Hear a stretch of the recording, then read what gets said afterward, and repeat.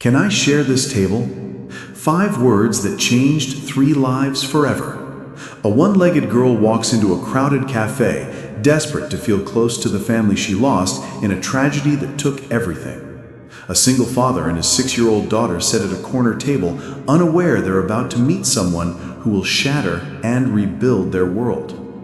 Before we continue, please tell us, where in the world are you tuning in from? We'd love seeing how far our stories travel. The corner bean was packed that Saturday morning in late March. Portland's first real sunshine after months of gray winter had drawn everyone out. Couples on dates, students with laptops, families with strollers. Every table was full, every seat taken. Timothy Smith glanced up from his black coffee and caught sight of her. A young woman on crutches was navigating through the crowded cafe, blonde hair pulled into a loose ponytail, brown eyes scanning desperately for an empty seat. She moved with practiced efficiency despite the crutches. But what struck Timothy most was the expression on her face, determination mixed with something that looked like barely contained desperation. And then John's hamster escaped during show and tell and ran under Mrs. Faith's desk, and she screamed so loud. 6-year-old Starla was in the middle of an animated story, her hands gesturing wildly. Timothy smiled at his daughter, but kept watching the woman. She approached a table near the door where a couple sat close together, clearly on a date. He saw her speak to them, saw the woman shake her head firmly. The young woman on crutches nodded, apologized, and moved to another table where a man sat alone, papers and laptops spread everywhere. Again, she was refused. Timothy watched her shoulders slump, watched the way she bit her lip as if fighting back tears. "Daddy, are you even listening?" Starla's voice pulled him back. "Of course, sweetie. The hamster escaped. That was like 5 minutes ago. Now I'm telling you about..." But Timothy's attention had drifted again. The woman on crutches was standing in the middle of the cafe now, looking around with an expression that broke his heart. Lost.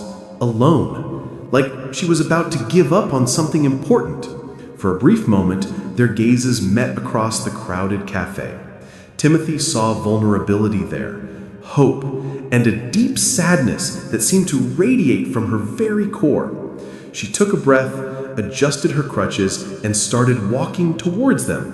"Excuse me," she said softly when she reached their corner table by the window. Her voice was steady, but Timothy could hear the emotion trembling underneath. "I'm so sorry to bother you. I know this is probably strange, but would you mind if I shared this table with you? The cafe is completely full, and She paused, and her eyes glistened with unshed tears. "I really need to be here today. It's very important to me." Timothy stood immediately, pulling out the empty chair across from them. "Of course. Please, sit. I'm Timothy, and this is my daughter Starla." Relief washed over the young woman's face like sunrise breaking through storm clouds. She carefully settled into the chair and propped her crutches against the wall beside her. Thank you so much. I'm Moon." She looked at them both, and Timothy saw her eyes were wet with tears that hadn't quite fallen. "I asked those other tables first, but they said they needed privacy. I was starting to think I'd have to leave, and Her voice caught in her throat. "I really couldn't bear to leave without being here for a while." "We are happy to share our table," Timothy said warmly. "This place gets crazy when the weather's nice." Starla, never one to be shy, leaned forward with bright curiosity. "We come here every single Saturday. It's our special tradition. I always get hot chocolate with extra whipped cream, and Daddy gets boring black coffee." She wrinkled her nose at Timothy's mug. "Do you like hot chocolate?" Moon smiled, and despite the sadness that clung to her, the smile reached her eyes. "I love hot chocolate. That sounds perfect for today." A server appeared, and Moon ordered coffee and a croissant. As the server left, Starla launched into conversation with the enthusiasm only a 6-year-old could muster.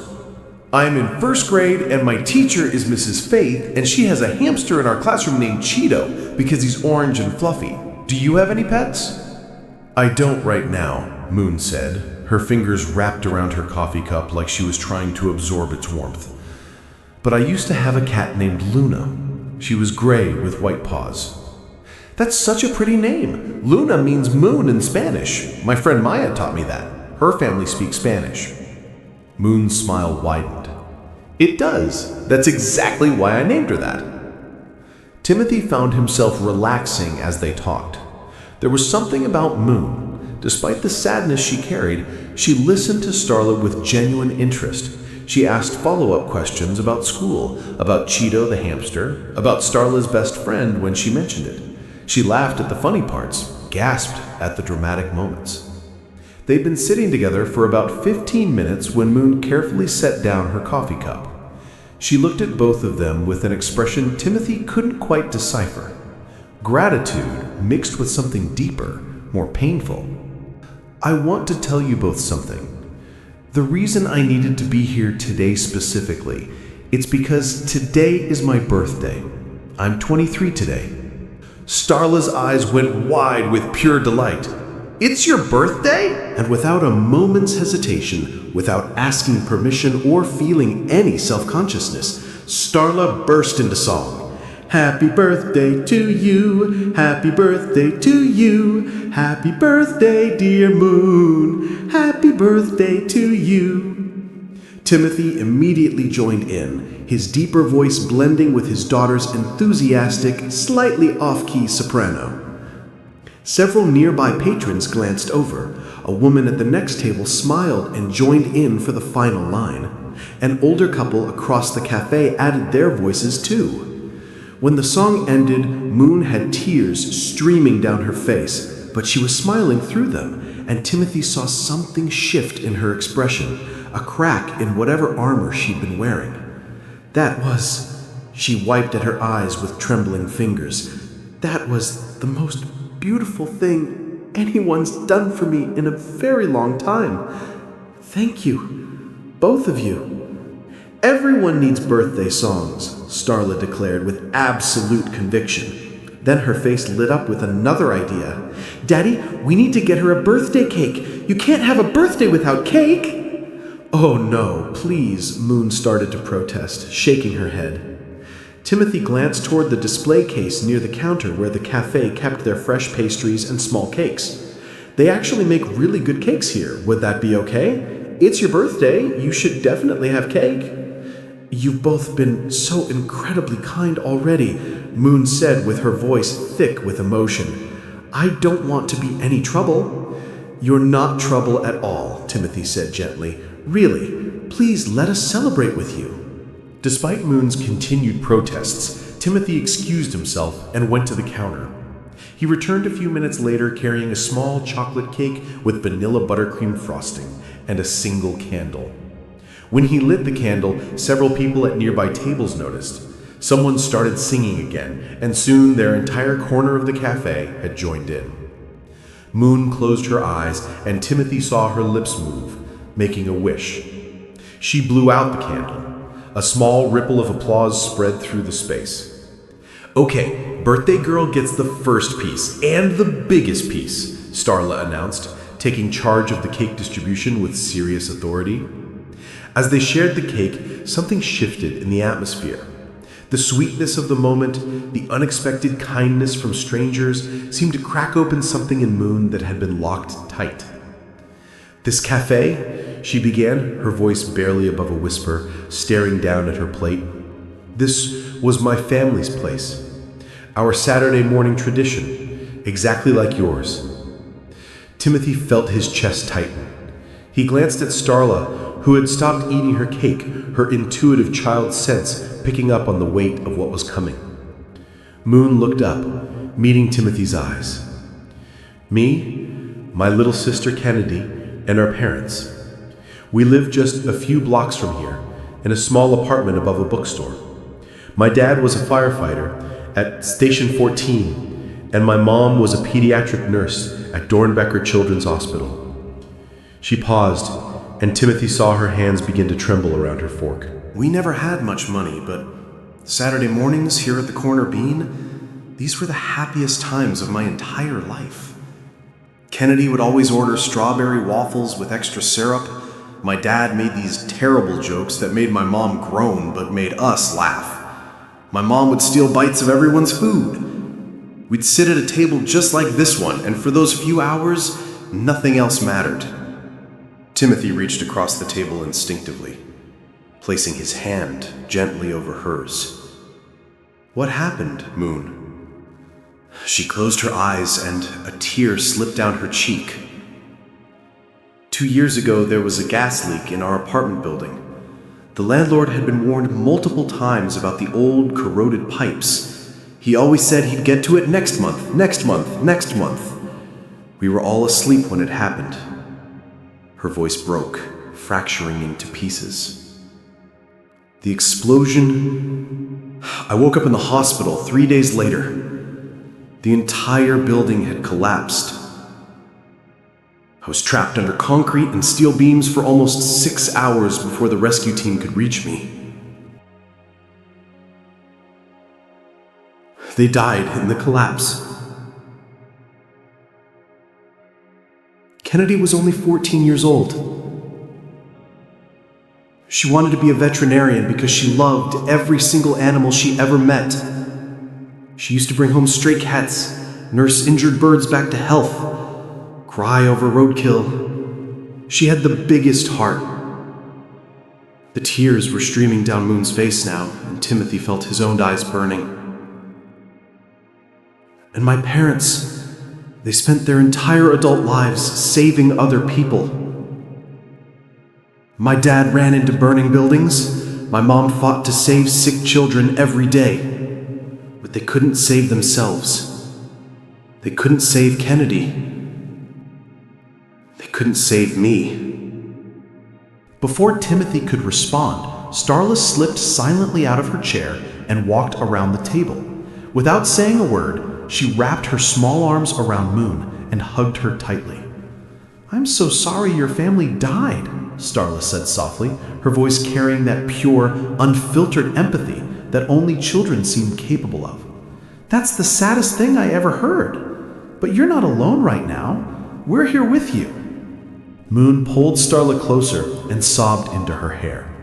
Timothy came around too, placing a comforting hand on Moon's shoulder. They stayed like that for what felt like a long time. 3 people who'd been strangers less than an hour ago, now connected by unexpected kindness and shared understanding of loss. When Moon finally composed herself, she looked at them both with red-rimmed eyes. "I'm sorry. I didn't mean to fall apart like that." "You don't need to apologize. Not for grief. Not ever," Timothy said firmly. Moon wiped her face with a napkin, taking a shaky breath. "I live with my aunt now, up in Vancouver, Washington. She took me in after I got out of rehab for my leg. But it doesn't feel like home. Nothing feels like home anymore." She looked around the cafe, her gaze landing on different tables, different corners. "Today's my birthday, and all I wanted was to come back here, to this cafe, to feel close to them again. This was where we were happiest. I thought if I could just sit here at one of these tables, maybe I could feel like they weren't completely gone. But when I got here and saw how crowded it was, I almost left." She looked at Timothy, and fresh tears welled in her eyes. "And then you said yes. You let me sit here. You sang to me. You got me cake. You made me feel like I mattered on a day when I felt completely alone in the world." "You do matter," Starla said with absolute certainty, still standing beside Moon's chair. "And you're not alone. You have us now." Timothy smiled at his daughter's pure heart. He thought about how they'd been coming to this cafe for 3 years, ever since his divorce with Lumen was finalized. How Saturday mornings had become their sacred time, their moment of peace in the chaos of single parenthood. "She's right," Timothy said. "You don't have to be alone today. We were planning to go to the park this afternoon. Nothing fancy, just our usual Saturday. You're welcome to join us if you'd like." Moon looked surprised. "Are you sure? I don't want to intrude on your time together." "You're not intruding," Timothy said. "We'd like you to come, really." Moon hesitated for only a moment before nodding. "I would really love that. Thank you." They spent the rest of that afternoon at Laurelhurst Park. Starla played on the swings, while Timothy and Moon sat on a bench, talking in the way people do when they sense a connection that feels both surprising and inevitable. "How long have you been doing the Saturday morning tradition?" Moon asked, watching Starla pump her legs higher on the swing set. "3 years now," Timothy said, and for the first time, he opened up about his own story. "Since my divorce was finalized, Starla was 3 when her mom and I split up." "I'm sorry," Moon said softly. "That must have been hard." Timothy nodded, surprised at how easy it felt to talk to her. It was, but it was also necessary. Lumen and I, that's Starla's mom, we married young, 22, right out of college. We thought we wanted the same things, but we didn't. She's an artist, a free spirit. She wanted spontaneity, adventure, last-minute road trips. I'm more of a homebody. I like routines, quiet mornings, stability. He paused, watching Starla jump off the swing and run toward the monkey bars. When Starla was born, we both tried so hard to make it work. But trying to be someone you're not, it's exhausting. We weren't angry at each other, we just fell out of love, gradually, like colors fading in the sun. "That sounds harder than anger," Moon observed. "It was," Timothy admitted, "because there was no one to blame. No betrayal, no dramatic fight, just the sad realization that loving someone isn't always enough if you want fundamentally different lives." Moon was quiet for a moment. "Where is she now?" "Seattle. She's a curator at a gallery up there. She visits twice a month and calls Starla regularly. The divorce was amicable. We did mediation instead of lawyers. I got primary custody because my teaching job is more stable and Starla needed that consistency." "You're a teacher," Timothy smiled. "Middle school art. It's chaos and creativity and hormones all mixed together, but I love it." "Art teacher," Moon said, something lighting up in her eyes. "That's perfect. You have that energy. Patient, observant, creative." "And what about you?" Timothy asked. "You mentioned graphic design?" Moon nodded. "Freelance. I work from home, which has been good since the amputation. I had to completely relearn my workflow. I used to pace around my apartment while brainstorming, sketch standing up at an easel. Now, I do most of my work sitting, using a tablet. It took months to adapt, but I got there." "That's incredibly resilient." "I didn't have much choice," Moon said quietly. "It was adapt or give up, and I had already lost everything else. I wasn't going to lose my career, too." They discovered more shared interests as the afternoon wore on. They both loved hiking, though Moon hadn't been on a trail since the accident. They both preferred indie films to blockbusters. They both thought the smell of Portland after rain was the best smell in the world. They both loved bookstores with creaky floors and coffee shops with mismatched furniture. When evening came and they finally parted ways in the parking lot, they exchanged phone numbers. "Thank you for today," Moon said, her eyes still a bit puffy, but genuinely happy for the first time. You and Starla turned what I thought would be the loneliest, most painful birthday of my life into something beautiful. I'll never forget this." "Same place next Saturday?" Timothy asked, surprising himself with how much he hoped she'd say yes. Moon's face lit up. "I would absolutely love that." The texts started that night. "Moon, thank you again for today. I can't stop thinking about how kind you both were to a complete stranger." "You're not a stranger anymore," Timothy said. "You're our friend. And friends don't thank friends for birthday cake. It's in the Friendship Handbook. Page 47. "I'll have to read that handbook more carefully, Timothy. It's a thrilling read, right up there with assembly instructions and tax forms." The following Saturday, Moon showed up at the corner bean wearing a nervous smile. But the moment Starla saw her, she squealed with delight and ran over for a hug. And just like that, it felt like Moon had always been part of their Saturday tradition. The weeks turned into months. Moon started joining them for other things too. Trips to Powell's City of Books, where they'd get lost in different sections and text each other ridiculous book titles they found. Movie nights at Timothy's apartment after Starla went to bed, where they'd argue good-naturedly about plot holes and character motivations. Starla's school art show, where Moon stood next to Timothy and took photos like a proud aunt. Moon taught Starla how to draw cartoon characters, sitting at Timothy's kitchen table with colored pencils spread everywhere. Timothy and Moon would text late into the night about everything and nothing. Funny memes, random observations about their days, deep conversations about grief and hope and rebuilding. 2 months after they met, Moon made a decision. "I'm moving to Portland," she told Timothy one evening. They were sitting on his couch after Starla had gone to bed, watching a documentary neither of them was really paying attention to. Timothy's heart did a little flip. "Really? My aunt is supportive. She knows I need to rebuild my life, and living away from the one place that feels like home, it doesn't make sense. I've been looking at apartments in the neighborhood. There's a studio available 3 blocks from here." "That's amazing," Timothy said, trying to keep his voice casual even though his heart was racing. "I can help you move." "You don't have to." "I want to." When moving day came, Timothy recruited a few of his teacher friends. They carried boxes up 3 flights of stairs, assembled furniture, hung pictures. Moon ordered pizza for everyone, and by the end of the day, her studio apartment felt like home.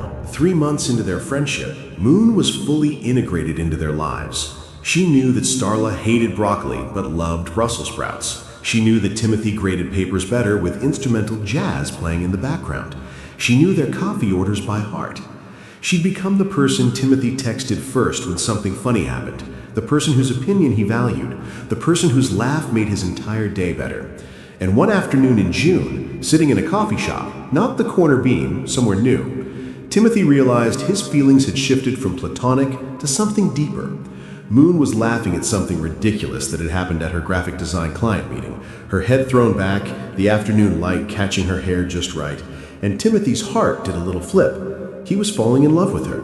Maybe he had been for a while, but he didn't say anything. Moon had been through so much trauma. She was 9 years younger than him. He had a daughter to think about. What if he misread the signals and scared her away? What if pursuing something romantic ruined the friendship they built? So he kept quiet, treasuring what they had while silently wishing for more. 4 months into their friendship, everything changed. It was a Tuesday evening in early August. Timothy was grading student artwork at his kitchen table while Starla colored nearby. His phone rang, Lumen's name on the screen. "Hey Lumen, is everything okay?" "Yes, actually, I'm calling with good news." She sounded excited, energized in a way he hadn't heard in years. "I got a job offer at the Portland Art Museum, a curatorial position with a path to senior curator within 2 years. It's exactly what I've been working toward, Timothy, and it means I'd be moving back to Portland." Timothy's hand tightened on the phone. "You're moving back here?" "I'm planning to, yes. I've been thinking about it for a while now, even before this job came up. I've regretted not being more present in Starla's life. Seeing her twice a month isn't enough. I want to be a real mom to her, not just a visitor. This job is the perfect opportunity." That's great, Lumen. Starla would love to see you more often. "There's something else I wanted to talk to you about," Lumen said, her voice softening. "I've been doing a lot of therapy, a lot of self-reflection. I've been thinking about us, about our marriage." Timothy's stomach dropped. "Lumen, hear me out," she said quickly. "We were so young when we got married. We let stress and our differences pull us apart. But maybe we gave up too quickly. Maybe, with some time and growth and maturity, we could try again. Not immediately, but eventually. Think about it, Timothy. A real family for Starla. Both her parents together, giving her the stability and love she deserves." Timothy felt like he couldn't breathe. I don't know what to say. You don't have to say anything right now. I know it's a lot. Just think about it. For Starla's sake, if nothing else. After they hung up, Timothy sat frozen at the table, his mind spinning in circles. Starla looked up from her coloring. "Was that Mommy?" "Yes, sweetheart." "Is she coming to visit soon?" Timothy took a breath. "Actually, Mommy might be moving back to Portland for a new job." Starla's face exploded with joy. "Really? Mommy's coming back here? That's the best news ever!" She bounced in her seat, her coloring forgotten. "Oh, Daddy, this is so great. I can see her all the time. And maybe if she's here, you and Mommy could be together again. Like a real family. Like Harper's parents. We could all live together." Timothy's heart sank. Sweetie, it's not that simple. But it could be, Starla insisted with childhood optimism. If Mommy's here and you're here, you could fall back in love. That happens in movies all the time, and then we'd be a real family, and I wouldn't have to go back and forth, and we could have dinner together every night. Sometimes the people we love want things we can't give them. Have you ever been in that impossible position? That Saturday, at the corner bean, Moon immediately sensed something was off. Timothy was distracted, quieter than usual, barely touching his coffee. Hey, she said gently, after Starla skipped off to look at the pastry display. What's going on? You seem a million miles away. Timothy sighed, rubbing his face. Lumen called. She got a job offer in Portland. She's moving back. Oh! Moon's expression shifted subtly. Something Timothy couldn't quite read flickered across her face. That's good though, right? Starla will get to see her more. Yeah, it'll be good for Starla. Is there something else? Moon asked carefully. Timothy hesitated. How could he tell her that Lumen wanted to try again? That his ex-wife had suggested rekindling their marriage? That he was confused about what any of it meant? Just a lot of changes coming. A lot to figure out. What Timothy didn't know was that later that afternoon, when he'd stepped away to take a phone call from his sister, Starla had told Moon everything, with a child's complete lack of filter. Guess what, Miss Moon? Starla had said, practically vibrating with excitement. My mommy is moving back to Portland, and I told Daddy that maybe they could fall back in love and we could all be a family together. Isn't that the best idea ever? Then I'd have both my parents in the same house. Moon had felt something crack inside her chest. That would be really wonderful for you, Starla, she'd managed to say through a smile that felt frozen on her face. I really hope it happens, Starla had continued, completely oblivious to Moon's pain. I pray about it every night. I want my mommy and daddy together again. That night, Moon lay awake in her studio apartment, staring at the ceiling as the Portland rain drummed against her window. Of course Timothy would want his family back together. Of course he'd choose to give Starla what she so desperately wanted. Both her parents, a complete family unit. What could Moon possibly offer that would compare to that? She was just some broken girl who'd stumbled into their lives at a cafe. She had no right to stand in the way of Starla getting her intact family. And Timothy? He'd never indicated he saw her as anything more than a friend. She'd been foolish to let herself fall in love with him. Foolish to imagine he might feel the same way. Over the next 2 weeks, Moon slowly began pulling away. Timothy's tried to stay optimistic, but it was becoming harder and harder. He missed his morning coffees with Moon and the spark she brought to their evenings.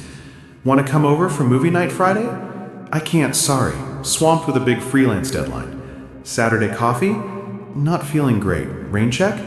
Next Saturday. I have to drive to Vancouver to help my aunt with something. Timothy was confused and hurt. Had he done something wrong? Said something to upset her? The shift had happened right after he'd mentioned Lumen moving back. He tried calling, but Moon let it go to voicemail. Did I do something? Please talk to me. I miss you. Moon's response came hours later. I just think I've been imposing too much on your time with Starla. You two need your space, especially with everything changing. Timothy stared at the message, completely baffled. Imposing? She was part of their family now. How could she think she was imposing? On their third Saturday without Moon, Starla looked around the corner bean with confused, sad eyes. Where's Miss Moon? Why doesn't she come anymore? Did we do something to make her mad? No, sweetie, she's just busy. But she was never too busy before, Starla said, her voice small and wounded. I miss her, Daddy. She's my friend. I miss her too, Timothy admitted. That evening, after putting Starla to bed, Timothy sat on his couch, trying to make sense of everything. Moon's withdrawal had started right after he'd mentioned Lumen, and Starla had been so excited about her parents potentially getting back together. Unless... The realization hit him like a freight train. Starla must have told Moon about wanting her parents back together. And Moon, sweet Moon who'd lost her entire family, probably thought she was standing in the way of Starla getting hers back. She was sacrificing her own happiness and their friendship because she thought it was the right thing to do for Starla. Timothy grabbed his keys. 20 minutes later, he was knocking on Moon's apartment door. When she opened it, surprise and something like panic flashed across her face. "Timothy, what are you doing here? Is Starla okay?" "Starla's fine. She's with my neighbor. We need to talk, please." Moon hesitated, then stepped aside to let him in. Her studio apartment was small but cozy, decorated with photos of her late family on every surface. They sat on her second-hand couch, and Timothy turned to face her directly. "You're pulling away because of Lumen, aren't you?" Moon's eyes immediately filled with tears. Timothy, Starla told you, didn't she, about wanting Lumen and me to get back together? Moon looked down at her hands, twisting them in her lap. She's excited about having both her parents in the same city, and she should be excited. She deserves to have a complete family, Timothy. Both her parents loving each other, all living together. After everything she's been through with the divorce, she deserves that fairy tale ending. Moon, look at me, please. She met his eyes, and he saw tears spilling down her cheeks. "I need you to understand something," Timothy said firmly, reaching for her hands. "Lumen and I are not getting back together. We're not in love. We haven't been for years. Moving to the same city doesn't change that fundamental truth. But she wants to try again." "She mentioned it as a possibility," Timothy corrected, "and I haven't seriously considered it for even a second. Lumen and I don't belong together. We never really did. We were young and in love with the idea of love, but we weren't compatible as life partners. That hasn't changed. But Starla wants..." "Starla is 6 years old," Timothy said gently but firmly. "She has fantasies about fairy tale endings where everyone lives happily ever after in the same house. But that's not reality, and that's not what's best for her. Lumen and I can both be excellent parents to Starla without being married to each other. Starla will understand that as she gets older." "Timothy, I'm not finished," he said, his heart pounding so hard he could hear it.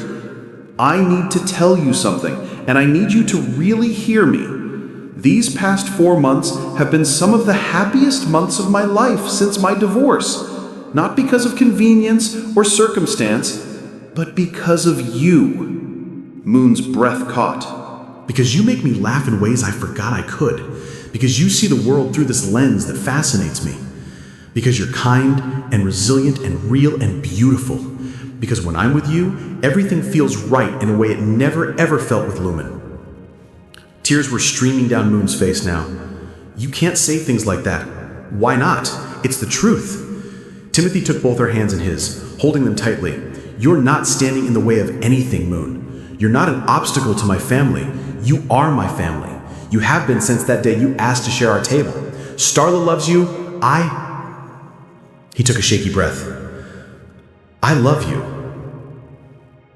I'm in love with you. I have been for weeks, maybe months, and I hope you might feel the same way." Moon stared at him, tears streaming down her face, her breath coming in shaky gasps. "I do. I've been falling in love with you since you sang happy birthday to a stranger and made her feel seen. But I couldn't. I thought I was being selfish. I couldn't let myself hope that you..." Timothy pulled her into his arms, and she sobbed against his chest, months of suppressed feelings pouring out. He held her tightly, one hand cradling the back of her head, the other wrapped around her waist. "You're allowed to hope," he murmured into her hair. "You're allowed to want things. You're allowed to be loved, Moon. You're allowed to be happy." "I love you," Moon said, pulling back to look at him through her tears. "I love you so much, and I love Starla, but I'm so scared." "Of what?" "Of messing this up. Of you realizing I'm not enough. Of Starla resenting me for not being her mother. Of..." Timothy kissed her. It was soft and gentle, and full of months of unspoken longing, full of all the words he'd been too afraid to say. When they pulled apart, he rested his forehead against hers. "You are enough," he said firmly, his hands cupping her face. "You are more than enough, and we'll figure everything out together. Lumen moving back, the new co-parenting arrangement, all of it. But please, don't pull away from us. Don't leave us. We need you." "I won't leave," Moon promised, her hands clutching his shirt like a lifeline. "I'm sorry I tried to. I'm so sorry." "You don't have to apologize," Timothy said, kissing her forehead. "You being in our lives is what's right." They held each other for a long time, the Portland rain continuing its steady rhythm against the window, washing away fear and doubt and leaving only the truth between them. The next morning, Timothy sat Starla down for an important conversation at their kitchen table. "Sweetie, I need to talk to you about Mommy moving back to Portland." Starla looked up at him with hopeful eyes, a piece of toast halfway to her mouth. Mommy and Daddy both love you more than anything in the world, and Mommy wants to move here so she can see you much more often, which is wonderful. But, he took a breath, Mommy and Daddy are not getting back together. Starla's face fell, the toast forgotten. But why? If she's here... Because sometimes people who care about each other realize they're better as friends than as married people.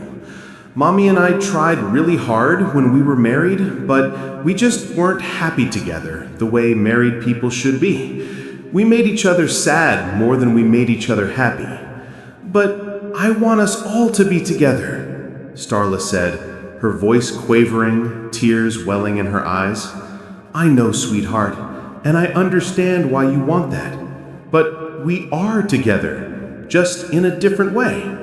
You have Mommy who loves you, and you have Daddy who loves you.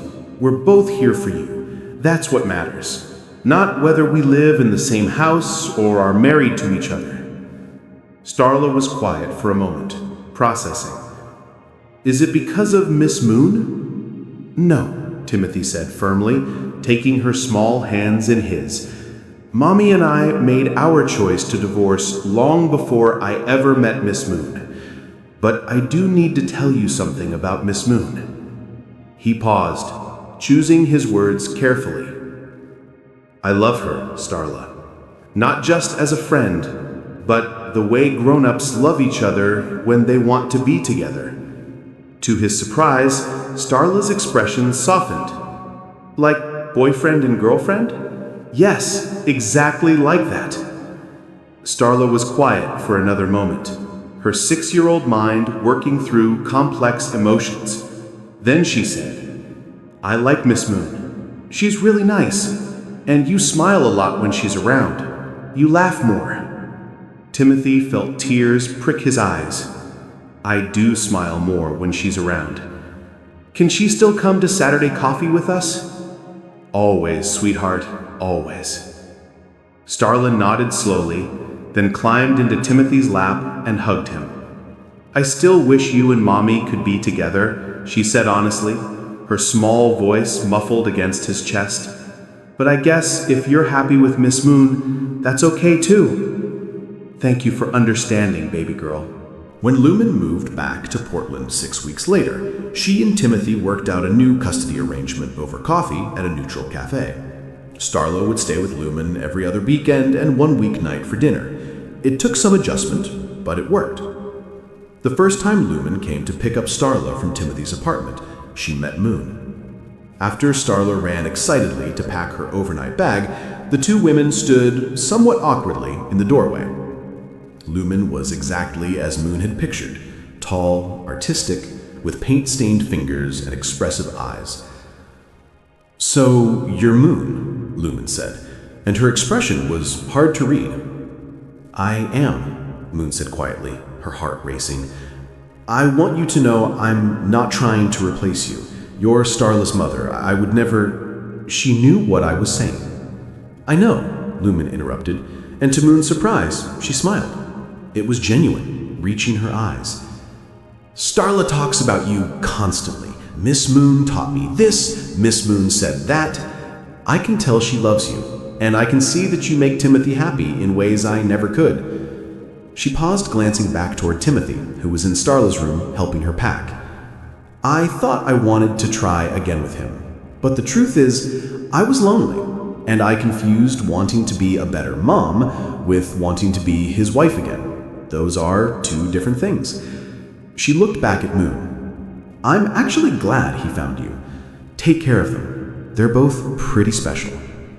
Moon felt tears spring to her eyes. "Thank you. That means more than you know." "Take good care of my girl," Lumen said, her voice soft. "Not just Timothy, Starla too." "I will. I absolutely will." Over time, Lumen and Moon developed a respectful co-parenting relationship built on their shared love for Starla. There were awkward moments and adjustments, school events, holidays, but they navigated them with grace and maturity, always putting Starla first. 8 months after that first meeting at the Corner Bean, on a Saturday morning at their usual table, Timothy got down on one knee. Starla stood beside him, wearing her best dress and holding a small velvet box, practically vibrating with barely contained excitement. The cafe had quieted, other patrons noticing what was happening. "Moon Walsh," Timothy said, taking her hand while she stared at him in shock. "That day you asked to share our table, you changed our lives completely. You brought light and love and laughter back into our world. You showed me what real partnership looks like. You've been patient with Starla's adjustment. You've been gracious with Lumen. You've been everything I didn't know I needed." His voice wavered with emotion. "Will you marry us? Will you officially become part of our family?" Moon was crying and laughing at the same time, her hand covering her mouth. "Yes, yes, absolutely yes." Starla opened the box to reveal a beautiful ring, simple, elegant, with a small diamond that caught the morning light. The whole cafe erupted in applause, the same patrons who'd sung happy birthday 8 months ago, now celebrating this new beginning. Timothy slipped the ring on Moon's finger and kissed her, and Starla threw her arms around both of them. The owner of the Corner Bean brought out a bottle of champagne for Timothy and Moon, and hot chocolate for Starla, on the house. "To the family that started at table 7, someone shouted, and everyone raised their cups. 6 months later, they married on a warm Saturday morning in September. The ceremony took place at the Corner Bean, at the corner table where it had all begun. The cafe owner had closed the space for the morning, transforming it with simple white flowers and strings of lights. Starla was the flower girl, wearing the green dress she'd picked out herself, and she announced to anyone who would listen that she'd known they were in love for forever and ever. Lumen came and took photos, genuinely happy for them. She'd brought her new girlfriend, an art restorer she'd met at the museum, and they sat together in the front row. When it was time for vows, Timothy spoke first. "Moon, when you asked if you could share our table, you gave me more than company for coffee. You gave me hope. You taught me that families aren't just born, they're built, one kind moment at a time. You showed Starla what resilience looks like. You showed me what love should feel like.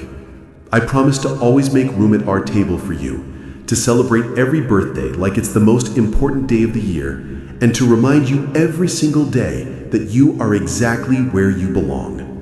Moon's hands trembled as she held his. "Timothy, I came to this cafe on the worst birthday of my life, looking for ghosts. Instead, I found a future. You and Starla didn't just let me share your table, you made room in your hearts.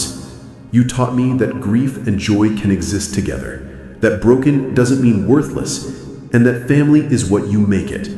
I promise to love you both with everything I have, to honor the family you've welcomed me into, and to never forget that the best things in life start with a simple question.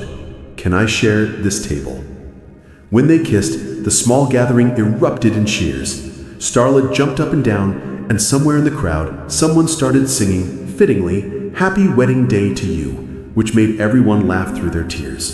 They cut a small chocolate cake with vanilla buttercream frosting, exactly like the one from that first birthday.